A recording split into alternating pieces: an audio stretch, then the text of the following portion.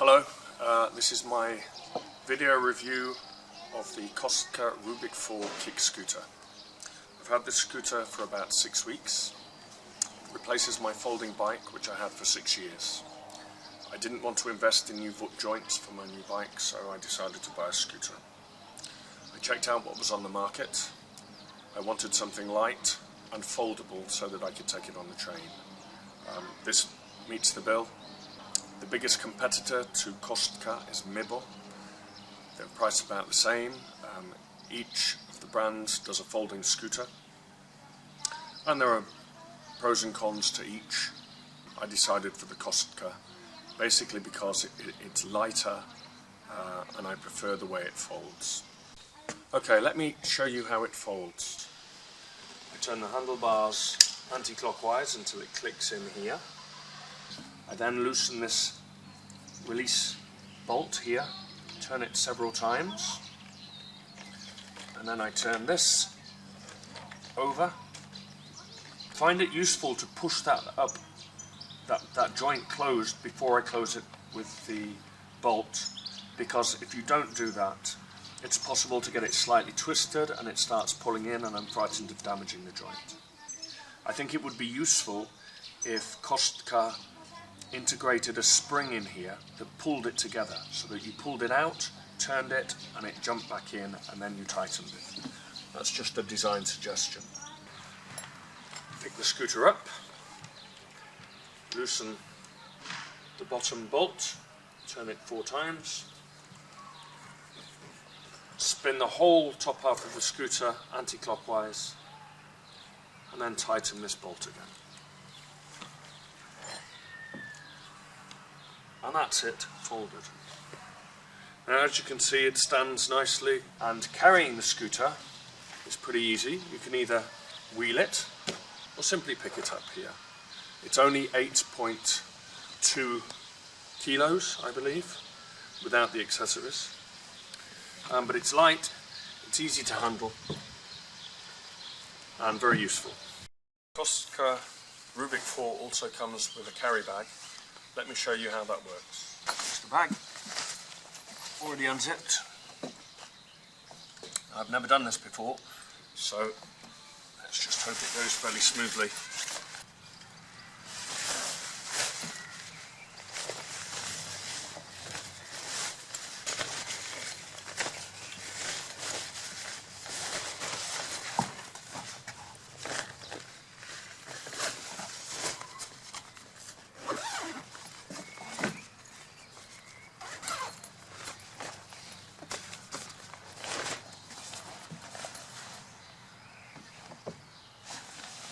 It's nice and light, easy to carry.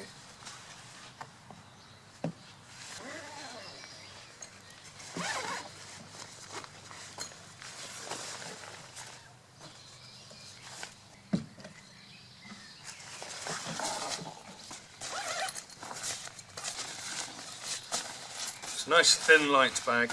I'm sure that if I were to fold it small enough, it would fit into the bag between the handlebars. No problem at all. To unfold, again, stand above it, do everything in reverse, pick it up, loosen the release bolt at the bottom. Now, I mentioned earlier that I had seen a video of somebody kicking this front joint open. Well, I haven't tried to kick this joint open because I don't want to strain the scooter, but I'm pretty certain that you cannot kick it open. It is very, very sturdy. This here is a very thick piece of steel, and it fits very nicely. Now, what is important is this steel plate, which goes onto the top of the frame of the scooter. This flange, clearly it's of high tensile steel, and you can see that when it turns, again, it sits into that joint, so it holds it firm. I think it's very well designed. So you can see that whole plate there. It sits above this part of the frame here, and I think there is an adjacent plate welded onto here. And that's what keeps it strong, and you can see it better when it's folded like this. but it's the same principle when it's in the driving position, or the riding position I should say. So when it's here, those two plates basically are locked into place with this thick steel holder, and there's no way that you could kick that open. There's just no way if you tried to bang that there. So I really wouldn't pay any attention to that video if by any chance you've seen it, because clearly this is a strong and sturdy joint. In addition, I was a little worried initially about the joint wearing out. As I mentioned, I have a folding bike, and the top joint of my folding bike has worn out and broken once, and it is on the verge of going again, which is why I decided to invest in a scooter rather than reinvest in a folding bike. So I was worried about this joint, but the joint actually has a full bearing in there, in the same way that you have a bearing in the headstock here. It's the same bearing essentially, but it fits inside here, and there's a rod that comes from one into the other. I'm not sure which way around it goes, but there's a proper bearing, so you can feel it when it moves. It's not simply spinning on a shaft. There is actually a full bearing in there, so I don't envisage any problems with that joint in the future wearing out. Perhaps it might be necessary at some point to replace the bearing, but quite frankly I doubt it, because obviously it's not turning that much or that often. Nowhere near as often as the headstock up here. Loosen this, release bolt, spin it, push it together, hold it, tighten it, release the pin, and I'm ready to go. One useful point about this here is this is also sprung loaded, so if you find it tightens there, you can simply pull it out, put it into a vertical position, which I think is very useful. It's a nice design feature. It also has a fast release for the back brake caliper, so let me just show you how that works. At the top we have a red disc. You pull it towards you and that releases the back brake. There is a quick release bolt here. I pull that, I loosen it, and this should come straight out. Now I haven't done this yet, so this is a first. So this Kostka Rubik 4 came with some accessories, those being this small bag at the top. It's got a Velcro cover here. As you can see, it has a clear plastic face to it with a pocket underneath. This again is closed with Velcro. So let me open that, and as you can see, you can place in here a telephone, for example, for satellite navigation, or a map. It has a zip, and it has a good sized pocket. Now I have some tools in here. I have a puncture repair kit and a few Allen keys. It also has a pocket in the front there. Perhaps you could slip your wallet in there, or your telephone. And it fits nicely in between the frame, and it looks quite good. Now there were two straps on the front of the bag, one going here, one going here. Unfortunately it came unstitched here after 2 or 3 days, so it's obviously not a terribly well made bag. I didn't return it because I don't envisage needing this, and I've had no other problems with the bag. So I just took one of the straps, fitted the clip from the other strap onto it, and now I have this hoop, which I may use at some point. It also has a small pocket here. It also came with a carry bag. This is for the whole scooter once it is folded. To be honest, I don't use it at all. I had one for my folding bike, which I also didn't use, just because it's an extra step when you're getting on and off the train, and I really don't see the need for it. So maybe I would use it if I were putting the scooter in the car and taking it a few hundred kilometers, if we were going away on a holiday and I didn't want it to get scratched or damaged, then perhaps I would put it in the bag, but otherwise I don't think I'll be using the bag. I also got these mud guards. Now I was warned by a dealer that the mud guards aren't particularly strong on the Kostka scooters, but I was assured that those initial mud guards that were offered have now been replaced, and I have to say that these are pretty sturdy. It's quite fine to pick the scooter up with them. They're clearly made of steel, and very sturdy. So I don't see there being a problem with those at all, and I certainly haven't had any problems with them as yet. I also bought for this these accessories. Now, this is basically for using with a dog, for exercising the dog. Our dog loves to run, so she has a harness, which I bought through Kostka, and we have a long lead, and we have this rod. Now the rod attaches into a hole here, and there are 2 grub screws, so you need an Allen key, you slot that in, and it's basically very flexible. So if the dog runs off to one side, it's not a problem. But please bear in mind that this particular scooter, this Rubik 4, didn't come with this here. I contacted the company and asked them if they could put that on, and they did. They fitted it for me. They have some other scooters which they offer this possibility as standard, but it didn't come on this particular scooter. The Kostka Rubik 4, I like the design. I think it looks smart. Overall, it is very well made. It's very well built. It's good engineering, good sturdy materials.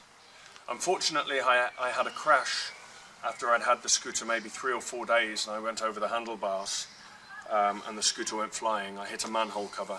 My front wheel went into a recessed manhole cover, probably about so deep, and I crashed. But nothing happened to the scooter at all. A couple of scratches, that was all. I have a scratch up the top here, but other than that, it was absolutely fine.